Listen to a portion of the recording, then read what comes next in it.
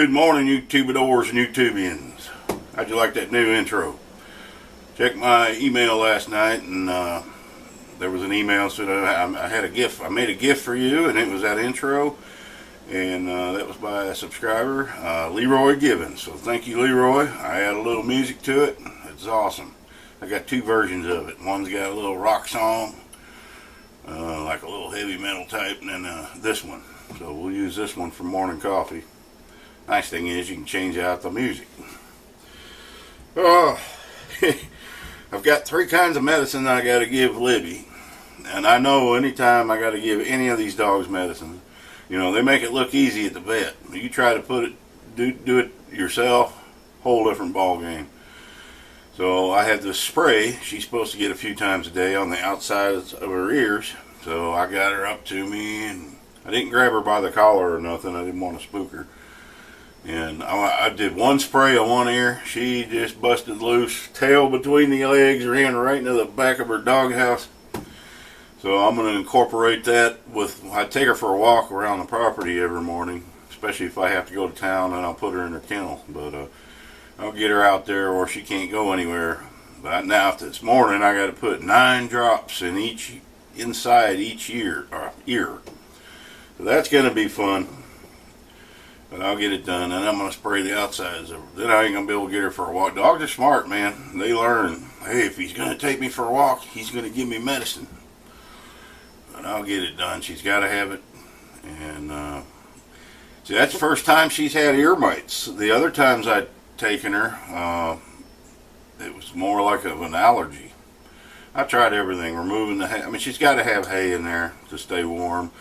If I put blankets in there, they're fine for a while, and then you'll come home one day and they're all chewed to a million pieces. Because if somebody pulls in the driveway or something, that's the first thing she does is pull that out. So she can't have beds or anything like that. Wally, when I had him, he always had a bed inside his doghouse. And then I'd stuff hay around it, you know, but they're insulated doghouses, they'll stay warm.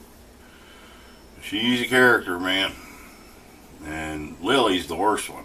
You really gotta, if I ever go to get her a new collar, she sees a collar, she runs. She don't want to wear no collar. And they've been in that yard a long time. They've never tried to get out. I should have a collar on them, but I don't foresee a problem with them. Now the other dogs, Lulu and Rooster, Lily, Lulu, and Libby. I should have never named them all L names. I get them all confused. Rooster, she's got a collar with my nameplate on it. Libby's got one. Libby she actually needs a new collar, so I may pick that up today. And as long as I'm messing with her, I might as well put a new collar on her. But yeah, if there's any kind of a doghouse she can go get in, you ain't getting her out.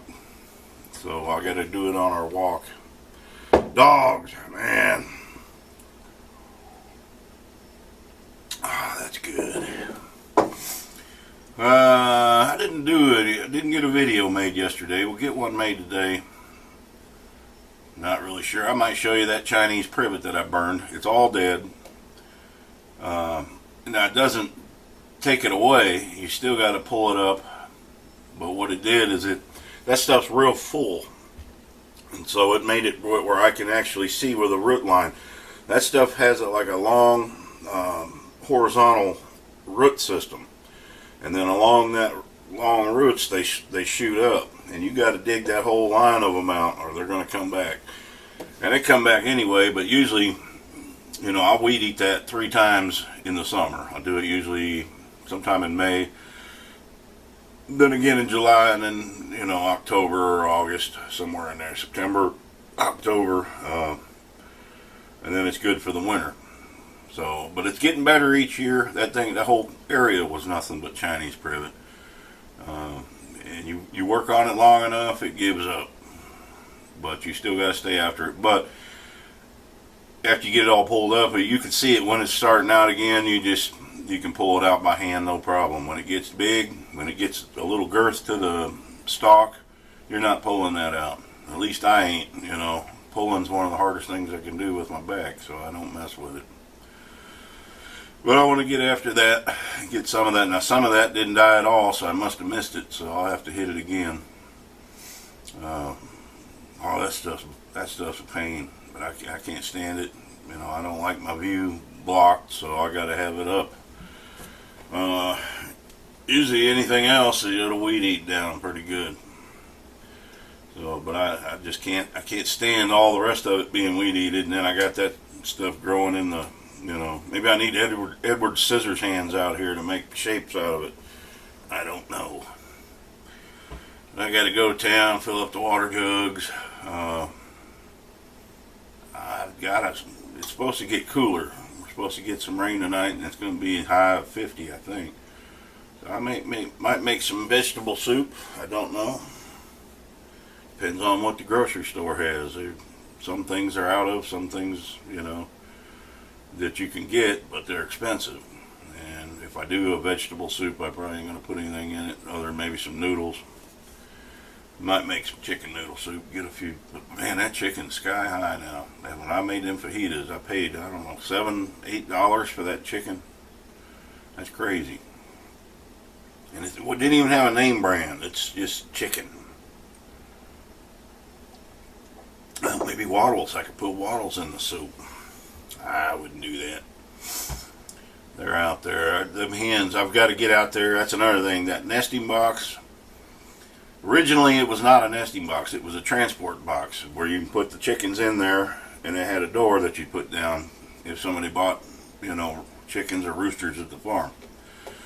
Now I got to take the Sawzall and go out there, or the jigsaw, and cut out the front wider, because some of them are chubby. They can't get in there and turn around because of that lip that's going around the front. So, and I may just make some more nesting boxes, because I want them all in there.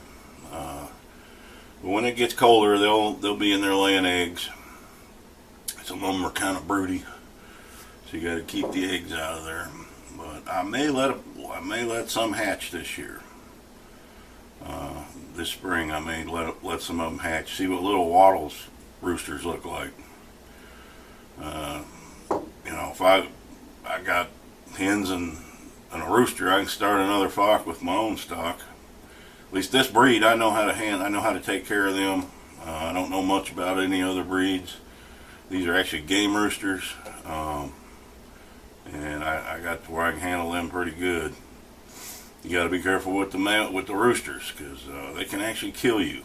They'll strike with 50 pounds of force. If you don't know how to handle those, they're very dangerous. Wattles, I don't think there'd be a problem with.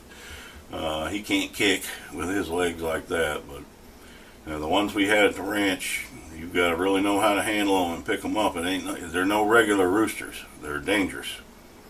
And if you've ever been spurred by a rooster, whew, that hurts. And especially when they jam them into your skin. And I've been spurred plenty of times. You know, once you learn how to handle them, you know, it'll happen.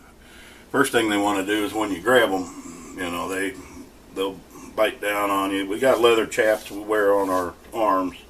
I never did. But he's 75, and every time he would get bit, you know, they'd clamp down on him. They'd leave a big blood mark, and it never bothered me much. But boy, they got some pressure in that mouth and that beak. You know, and I see a lot of videos of people picking chickens up and stuff. Some of the other types of chickens maybe you can get away with, but a lot of people just don't really know how to handle a chicken. The way if you want full control, if you're medicating, whatever you're doing, best way, you got to have your arms up like this, and their legs, each leg like in between your fingers, and then you put your hand up against the breast and you kind of squeeze their legs together, and they have no control. They can't go anywhere. And a lot of people try to pick them up like this. That is not how you pick up especially a rooster. You do not pick up a chicken like it's a dog. You know, you gotta get control of those legs. A lot of people don't know how to handle a chicken properly. You start working around game roosters, you're going to learn real quick. And you know, I just worked there. Everybody knows what game roosters are used for. It's actually a very popular sport worldwide. Would I do it? No. It was a job. I took care of them. A lot of them chickens, they got a much better life than most. You know, most of your chickens, in 6 weeks, they're gone. That's it for them. They're crammed in 20,000, you know, in a chicken house. It's not a good life for them. But it is our big source of our food. I didn't have anything to do with happening to these roosters. All I did was I took the best care of them I could do. And, you know, sometimes you're placed in a situation you don't agree with. You don't have to do it, but I learned a great deal there. I didn't know anything about chickens before I started working there. And I actually started there almost 10 years ago. When I first moved here, that was my very first job. That is where I hurt my back. New Year's Day 2013, and I tried going back a couple of times. You had to drive a golf cart around. It just beat my back to death, and so I couldn't do that anymore. And over the next 6 or 7 years, my back got to where I can handle more. And I mean, it's still bad, but so I went back and worked another 3.5 years. That's when I really learned a lot there. But that's just chicken, and that's really all I want to have here. I don't want to get into no hogs or nothing.